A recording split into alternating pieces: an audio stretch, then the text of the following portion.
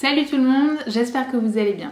Je vous en parlais la semaine dernière, on a bien souvent trop de produits ménagers, souvent des produits spécifiques à une pièce de la maison ou un type de revêtement de sol ou de mur ou je ne sais quoi. Et bien souvent, d'une part, c'est pas du tout utile d'avoir ce genre de produits, et d'autre part, il s'agit bien souvent de produits toxiques, aussi bien pour l'environnement que pour nous, les êtres humains et les animaux. Donc j'en profite aujourd'hui pour vous présenter les différents produits que j'utilise quasiment quotidiennement, comment je les utilise, et je vous mettrai également en barre d'infos plein de liens hyper intéressants pour faire vous-même vos propres recettes. Tout d'abord, ce qui m'a convaincue à passer à des produits ménagers plus naturels et plus respectueux de l'environnement, c'était de voir les petites mises en garde sur les produits conventionnels, où bien souvent on retrouve des logos un peu flippant, parfois des têtes de mort, parfois des petits dessins avec une main sur laquelle on verse un liquide qui sort d'une pipette et il y a un trou dans la main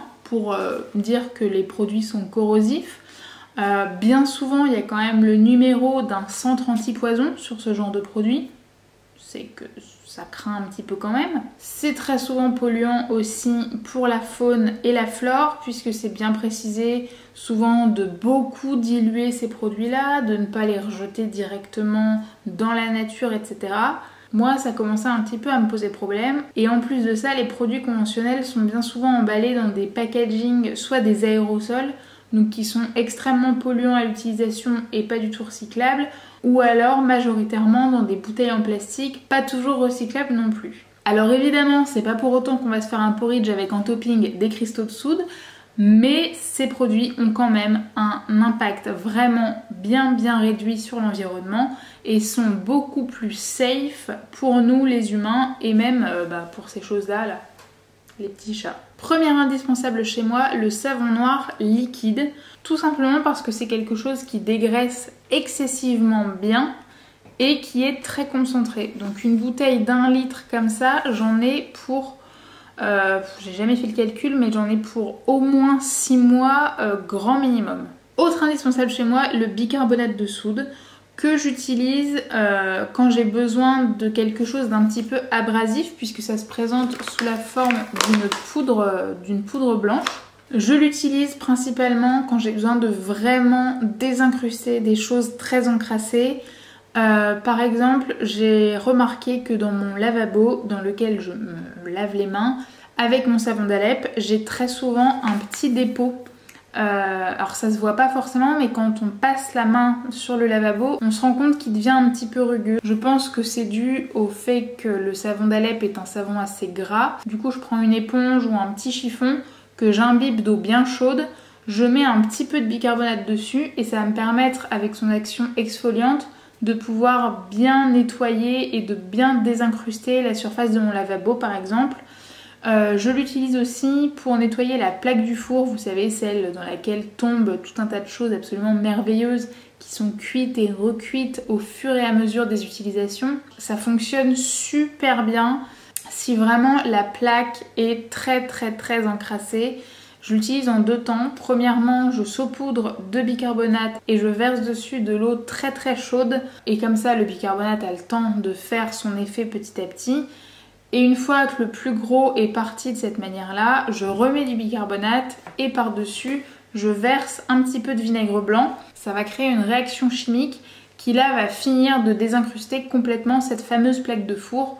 Mais vous pouvez faire ça sur d'autres surfaces si vous avez besoin vraiment, je sais pas, si vous avez fait cuire quelque chose qui a débordé sur vos plaques et qui a brûlé par la suite, que vous avez besoin de quelque chose de vraiment très puissant pour désincruster tout ça. Le mélange bicarbonate et vinaigre blanc est vraiment super bien. Par contre, on voit très souvent en ligne des recettes qui conseillent de mélanger du bicarbonate et du vinaigre blanc à l'avance. Mais ça n'a plus aucun intérêt puisque ce qui est intéressant ici, c'est la réaction chimique que ça crée et qui réussit à désincruster vraiment les saletés les plus tenaces. En revanche, une fois que c'est mélangé et que la réaction chimique a eu lieu, quelque chose de basique avec quelque chose d'acide, à peu de choses près, ça donne de l'eau. Donc ça n'a plus aucun intérêt Donc vraiment ne mélangez pas à l'avance du vinaigre et du bicarbonate parce qu'après ça n'a plus aucune utilité. Je reviens avec le vinaigre blanc, c'est quelque chose qu'on trouve très facilement en supermarché et qui coûte vraiment rien du tout. C'est vraiment ultra utile, donc en application avec le bicarbonate ou tout simplement pour enlever le calcaire, que ce soit sur vos robinets dans la salle de bain, que ce soit dans le fond d'une bouilloire, que ce soit sur les murs de la douche, etc.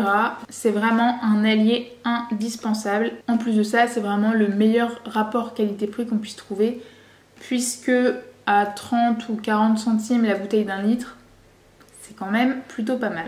J'utilise également du percarbonate de soude. Alors lui, il a une utilité un petit peu plus limitée. Je l'utilise lorsque je dois décrasser des textiles blancs, souvent en coton, mais des textiles qui peuvent être lavés uniquement à haute température puisque le percarbonate s'active au-delà de 50 ou 60 degrés si mes souvenirs sont bons. Par exemple, mes lingettes démaquillantes lavables, lorsqu'elles commencent à être un petit peu grisonnantes, je les laisse tremper plusieurs heures dans de l'eau très chaude avec un petit peu de percarbonate. Je les passe ensuite à la machine normalement et elles ressortent absolument nickel. J'ai aussi une parure de lit blanche avec de fines rayures grises. Souvent la thé d'oreiller c'est quelque chose qui se salit facilement parce qu'on transpire en dormant.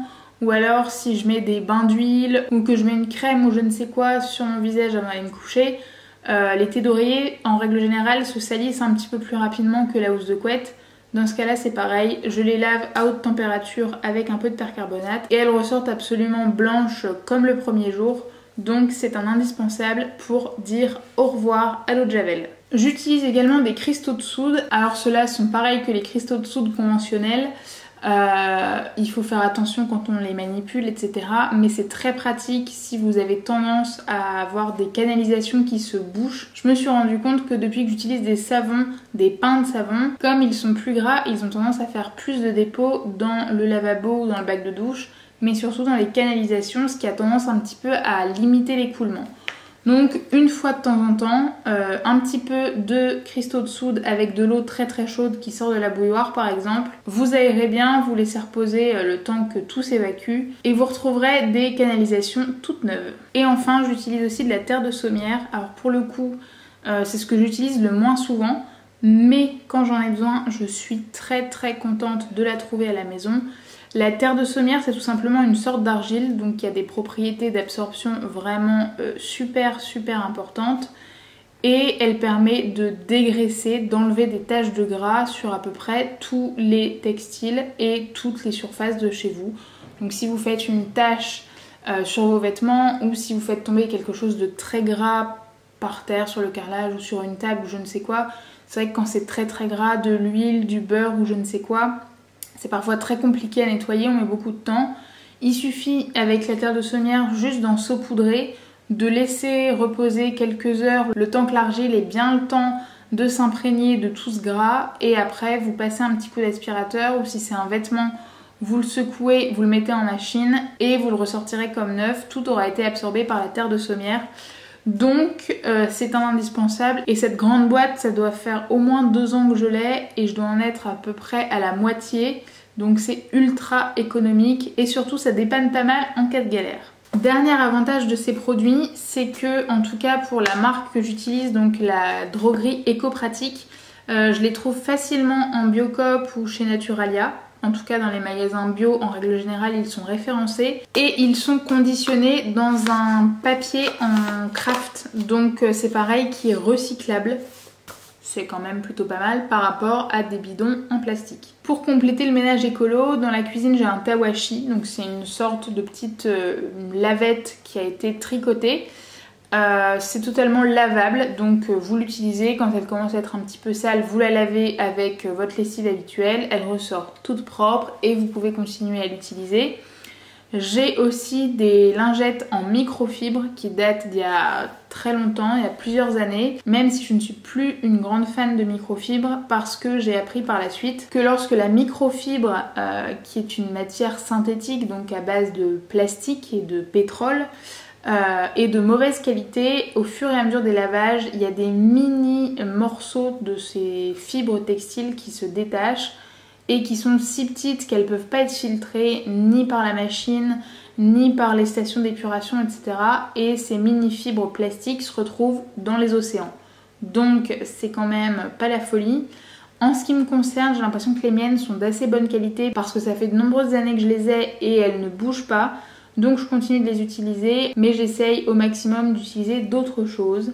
Et ces autres choses sont ces magnifiques petits, je sais pas comment on peut appeler ça, des petits torchons, des petites lavettes, des trucs quoi pour faire le ménage, que j'ai fait moi-même tout simplement en découpant dans une grande serviette de toilette qui ne me servait plus parce qu'elle était trouée. Donc j'ai tout simplement découpé des rectangles que j'utilise pour faire le ménage, pour dépoussiérer, pour essuyer des choses, que j'utilise également aussi un petit peu comme sopalin. D'ailleurs, en parlant de sopalin, je parlais dans ma vidéo sur mes bonnes résolutions pour 2019 que je voulais acheter un joli sopalin lavable parce qu'en fait, voilà, je n'ai que ça, donc c'est quand même pas ce qu'il y a de plus joli, même si au quotidien, au final, c'est pas dramatique, mais c'est vrai que j'ai pas de machine à coudre. Donc je ne vais pas acheter une machine à coudre juste pour faire de jolis bords à mes petits morceaux de tissu. C'est pour ça que je voulais trouver un joli sopalin pour éviter de sortir ces petits trucs qui sont quand même pas très très gais quoi. Et enfin pour laver le sol, j'utilise un balai avec une sorte de tissu éponge comme ça qui se scratche dessus pour nettoyer par terre. L'avantage c'est que du coup ça se lave très facilement avec votre lessive habituelle, etc.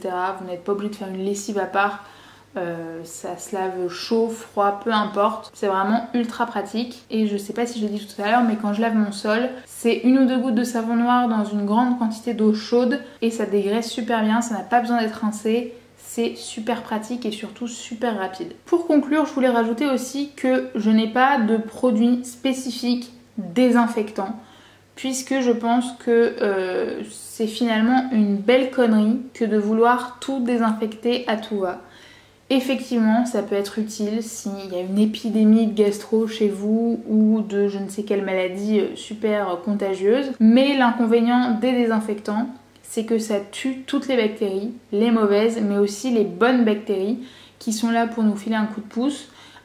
Et qui à leur niveau nous défendent aussi de certaines agressions ou je ne sais quoi. Donc ça tue toutes les bactéries et c'est pour ça qu'aujourd'hui il y a des gens qui ont des systèmes immunitaires beaucoup plus faibles et qui chopent de plus en plus de maladies, notamment les enfants, des maladies et même des allergies.